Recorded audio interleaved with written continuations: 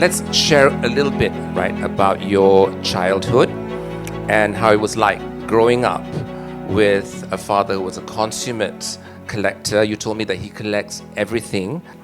And what were your earliest memories from that time? So I think growing up in the arts is not something that you choose. Yeah.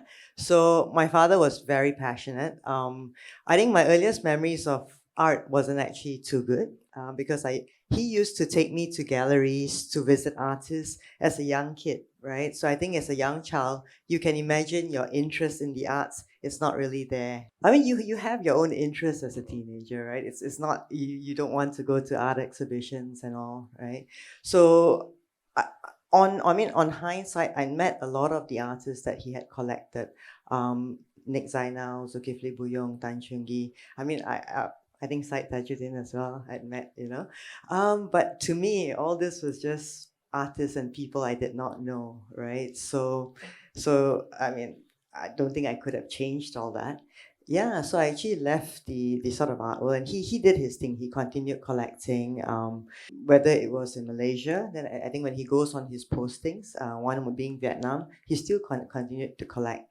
When he came back to Malaysia and I was in Malaysia, he says, why don't you come and look at my collection and organize an exhibition for me? And I came back about 15, 20 years ago. I started to notice the collection that's, in the home, in the offices, and it started a bit of a trigger on who these people were, and that's when we kind of had a bit of conversation about the arts. A bit like Charmaine, we had a bit of a late start, but I must say, I think if you have arts in the blood, it will eventually take over.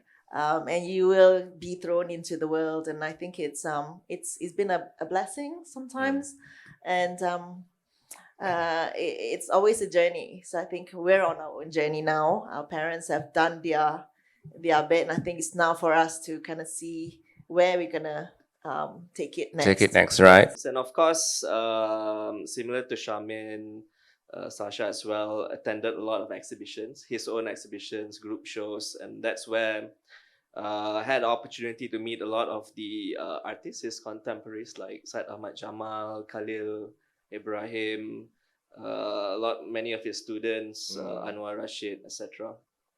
So, of course, when you're young, you're not so tuned into it, right? I started really getting into it after I graduated from uni, and he was having a show with Balai, and Ramli Ibrahim was the curator.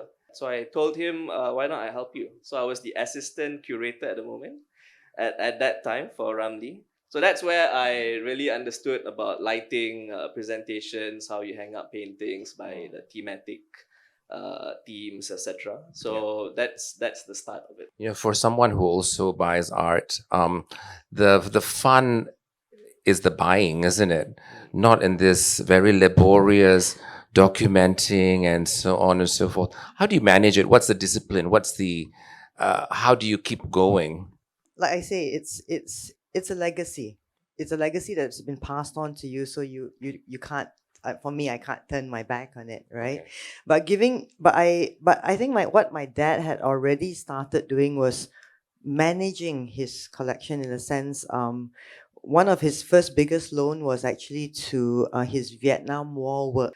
He loaned the whole collection of Vietnam War works to the National University of Singapore and US Museum.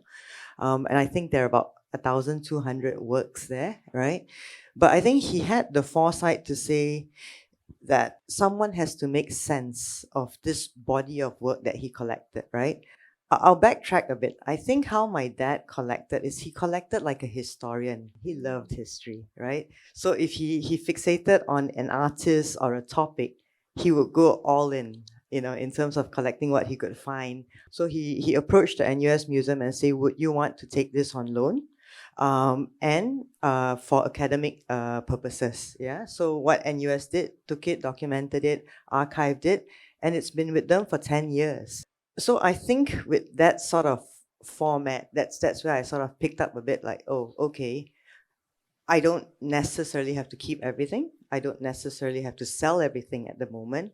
But how else can his works or what he's collected go out into where it would most resonate and be relevant, So with the Vietnam War works, it's also now a question of, who else would find it, I would say, relevant, and hence similar with the Nick Zainal works as well. Because when I spoke to Mocha Kuantan, they're like, oh, Nick Zainal, and then, it has relevance to Pahang, Kelantan, Terengganu. So I said, would you want to sort of take this and show it for the people there? Yeah. Shami, maybe you can maybe give us an idea how that got started. So Mocha recently opened their Mocha Plus. Yeah. It's a new building, and on the third floor, I think Second floor. second floor, in its entirety is the works that were loaned from your collection. Yes, yeah. So you see, the other thing about the artworks, I think it's who you're talking to and when, right? So with the Mocha Plus exhibition, their curator is Syed Hafiz from Singapore, right? And Syed already knew my dad when they were both in Singapore. Okay. Yeah, so I think when Mocha Plus first started, I met up with Syed, and then he says, I know your dad has an extensive Malaysian collection. Would there be anything that is relevant for Mocha Plus? And then I turned around and said, Wayang Kulit, Nick Zainal, right? So, and I think that's how that started, because the relevance has to be there, Yeah. Okay. All right. Excellent. So for the three of you, and this is really for an audience that sometimes feel that art is still a bit far away and detached and distant from them. I just want to get an idea from you, right? How your involvement in the arts has sort of improved the quality of your lives, and what has it done to you guys? How this has, where you are at the moment. Yeah, Shamin, go ahead. When I started doing art and realizing how subjective it was, and it prompted me and gave me avenues to sort of look at things differently and think differently, right? I didn't have to follow certain schedules or certain structures. I could question, So in terms of improving the quality of life, I think what it does, it asks you about your quality of life, right? So it makes you look at, could I have thought differently? Could I have done something differently? And I think that constant questioning is quite important, of self, of the people around you, of society, of culture. So I think that's what art has done for me.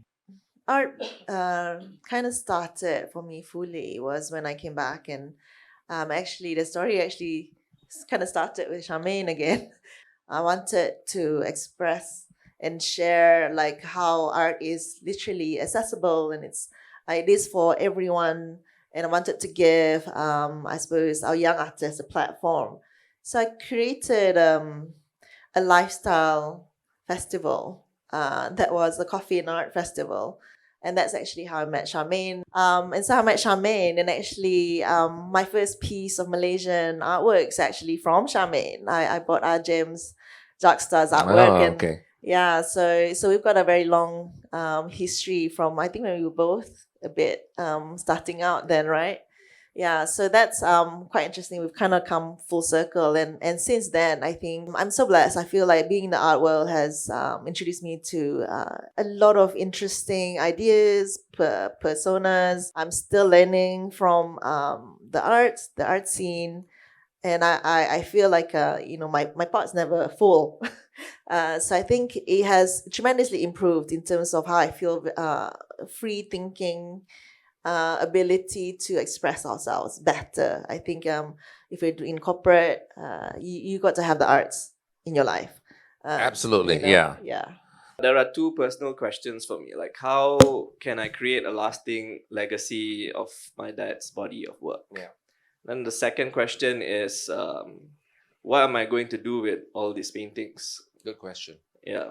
So that led to this whole involvement of what I'm doing, like what she did with NUS. So similarly in Malaysia, we have worked with institutions like Soka Gakkai, Museum Pahang as well, Mocha. So one of more progressive museums in Malaysia currently. So of course there'll be other options as well. This has also given me the opportunity to be a fashion designer. So I launched a high art fashion label last year at Mocha. So a good response, and we brought my dad's kabaya painting into life, into reality, using kain tenun pahang, local artisan. So it's also helping the community as well. It's sort of like a passion project for me.